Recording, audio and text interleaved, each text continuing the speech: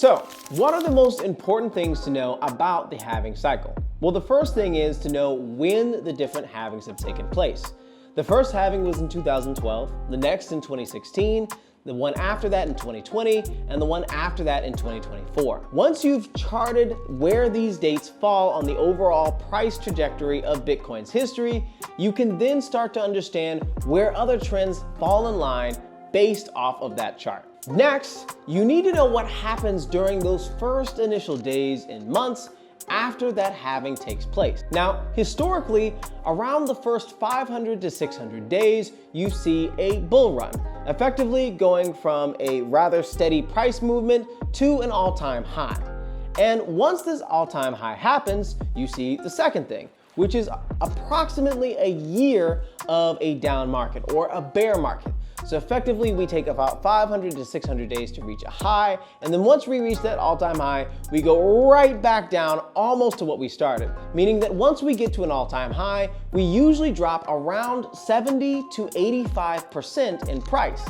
And this is typically where people want to stack their stats or sell when it's high and then wait until they can get more Bitcoin at that low point over the course of that year period. Once we hit that year period, typically Bitcoin will trade sideways or move a little bit up or down before the next halving. And this is where there are some variances and where you can compare some halvings to others. For example, in 2024, we've seen a great deal of sideways trading over the course of the year since April when the last halving occurred. And this is very similar to the price action in 2016. When you can make those historical reference points, you can then start to project, okay, what might happen going into October or November of this year, depending on how previous cycles have gone.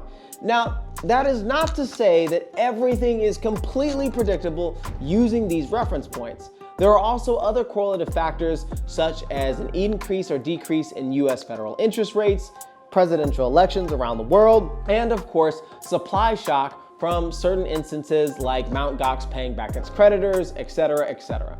And these variances will create different changes and make each halving somewhat unique. However, the overall trend has been consistent for the entire lifetime of Bitcoin, with an exception to 2012 in some respects, given it was very, very early on during that period. Now, when you know that, the magic is that you can leverage this cycle and chart the same type of patterns across nearly every major cryptocurrency. And this is extremely helpful when you need to know when altcoin season starts or when investors are going to be most likely to participate in a project seed round, for example. And so having this type of knowledge is extremely advantageous, not only to prepare yourself financially if you are exposed to Bitcoin, but also to operate as a founder, an investor, and otherwise.